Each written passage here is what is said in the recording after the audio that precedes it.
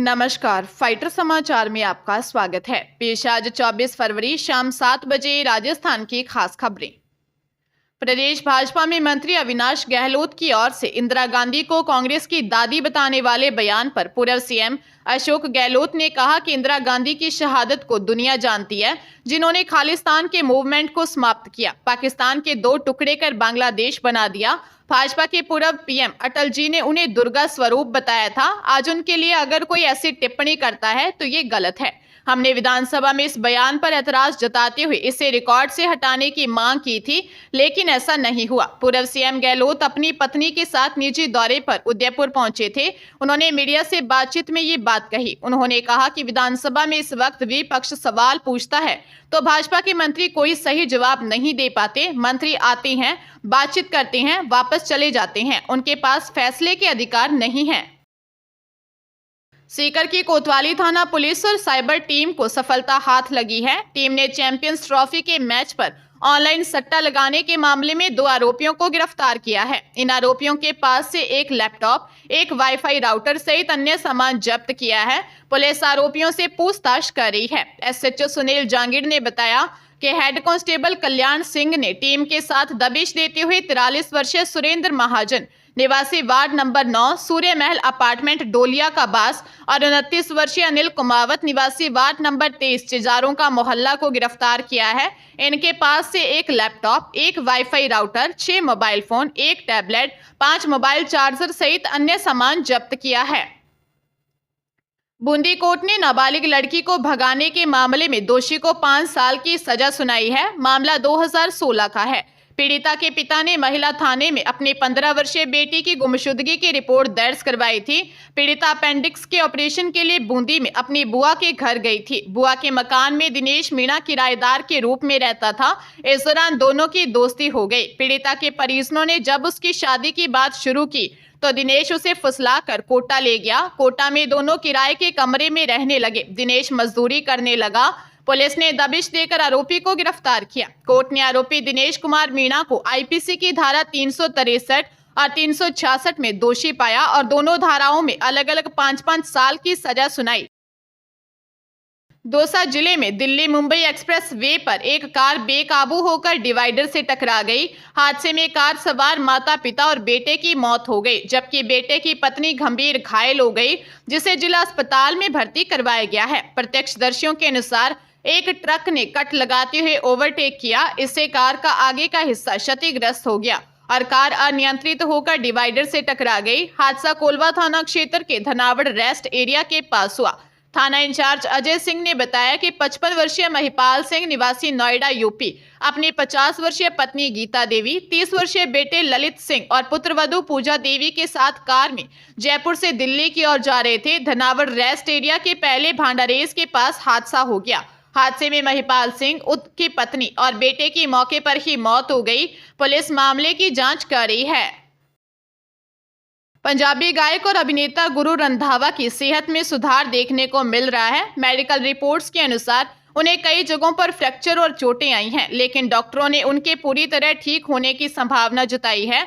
डॉक्टरों ने उन्हें उचित आराम करने और पूरी तरह स्वस्थ होने के लिए फिजियोथेरेपी लेने की सलाह दी है। गुरु रंधावा अपनी आने वाली फिल्म शौंकी सरदार की शूटिंग के दौरान घायल हो गए। जिस समय हादसा हुआ वे एक्शन सीन फिल्मा रहे थे। शूटिंग के दौरान एक हाई ऑक्टेन स्टंट फिल्माते समय अभिनेता रंधावा का नियंत्रण बिगड़ गया, जिससे उन्हें गंभीर चोटें आई।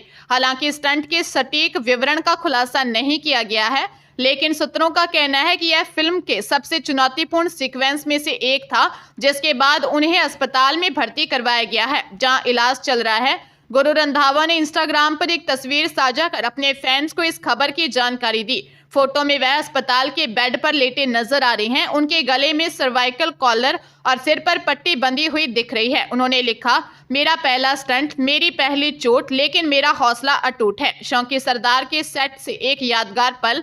उनके प्रशंसकों ने उनके पोस्ट पर कमेंट कर जल्द स्वस्थ होने की कामना की। जोधपुर में प्रेम प्रसंग के शक में युवक ने पत्नी की हत्या कर दी। पुलिस ने आरोपी पति को गिरफ्तार कर लिया है।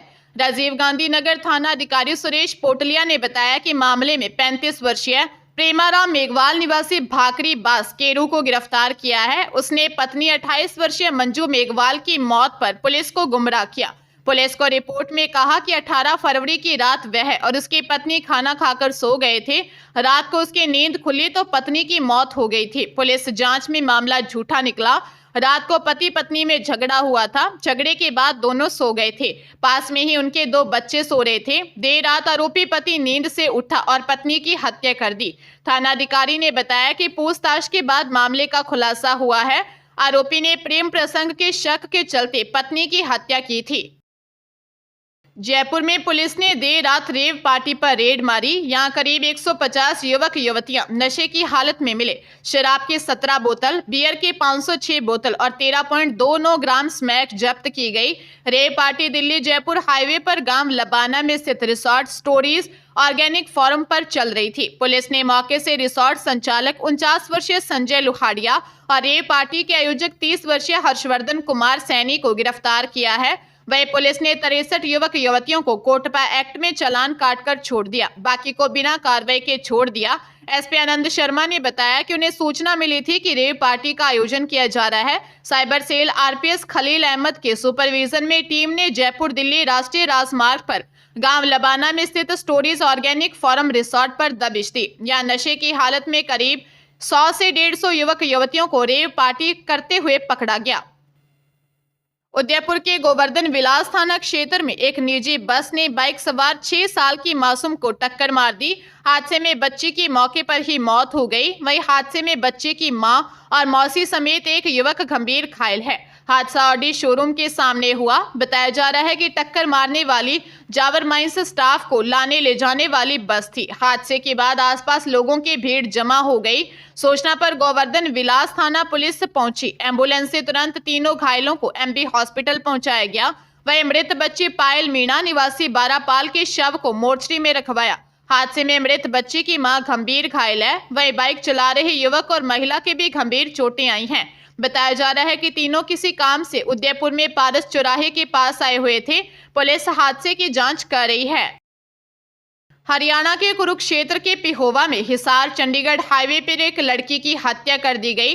पहचान न होने पर पुलिस ने पोस्टमार्टम के बाद शव का अंतिम संस्कार करवा दिया। साथ ही डीएनए जांच के लिए सैंपल भी लिया है। लड़की के साथ रेप होने की आशंका भी जताई जा रही है। हालांकि पोस्टमार्टम में रेप का खुलासा नहीं हो पाया, इसलिए पैनल ने रेप की जांच के लिए स्लाइड एंड स्लैब का सैंपल मधुबन भेजा है। मधुबन से रिपोर्ट आने के बाद रेप की पुष्टि होगी। पुलिस ने 2 डॉक्टरों के पैनल से शव का पोस्टमार्टम करवाया। फोरेंसिक एक्सपर्ट डॉक्टर गौरव कौशिक ने बताया कि लड़की की उम्र 16 से 18 वर्ष रही होगी। लड़की का मर्डर किया गया है। यह स्पष्ट नहीं हो पाया है कि लड़की का मर्डर घटना स्थल पर हुआ या मर्डर के बाद उसके शव को NH 152 पर फेंक दिया। फिलहाल पुलिस मामले की गहनता से जांच कर रही है। बाड़मेर जिले में 3 बाइक राइडर दोस्त नेशनल हाईवे 68 पर जैसलमेर घूमने जा रहे थे। बीच रास्ते में आगे चल रही कार के अचानक ब्रेक लगाने से एक बाइक राइडर अंदर घुस गया और उसकी मौत हो गई। घटना सदर थाना इलाके के सनावड़ा मैलानियों की ढाणी बस स्टैंड की है। पुलिस के अनुसार महाराष्ट्र के सतारा निवासी वैभव बालकृष्ण अपने दोस्तों के साथ बाइक पर जैसलमेर घूमने के लिए जा रहे थे। नेशनल हाईवे 68 पर तीनों बाइक राइडर आगे पीछे चल रहे थे। वैभव आगे चल रहा था। इस दौरान सनावड़ा के मैलानियों की ढाणी बस स्टैंड के पास आगे चल रही कार के अचानक ब्रेक लगाने से अंदर घुस गया, नीचे गिर गया। गंभीर चोटें लगने से घायल हो गया। उसके दोस्त उसे तुरंत अस्पताल ले गए, जहां उसकी मौत हो गई। पुलिस मामले की जांच कर रही है। नागौर जिले के महात्मा गांधी राजकीय उच्च माध्यमिक विद्यालय खींवसर के रसायन विज्ञान व्याख्याता राजपाल पर छात्राओं से दुर्व्यवहार और गलत तरीके से स्पर्श करने के आरोप प्रमाणित पाए गए। विद्यालय में संचालित गरिमा पेटिका में भी उनके खिलाफ शिकायतें मिली थी। उपखंड अधिकारी खींवसर से प्राप्त पत्र के अनुसार यह जानकारी अधो हस्ताक्षरकर्ता की ओर से दी गई। मामले में निदेशक माध्यमिक शिक्षा राजस्थान बीकानेर से वार्ता के बाद निर्देश जारी किए गए। इसके तहत राज्यपाल को तत्काल प्रभाव से निलंबित कर दिया गया। निलंबन अवधि में उनका मुख्यालय मुख्य जिला शिक्षा अधिकारी नागौर रहेगा। नियमानुसार उन्हें निर्वाह भत्ता दिया जाएगा।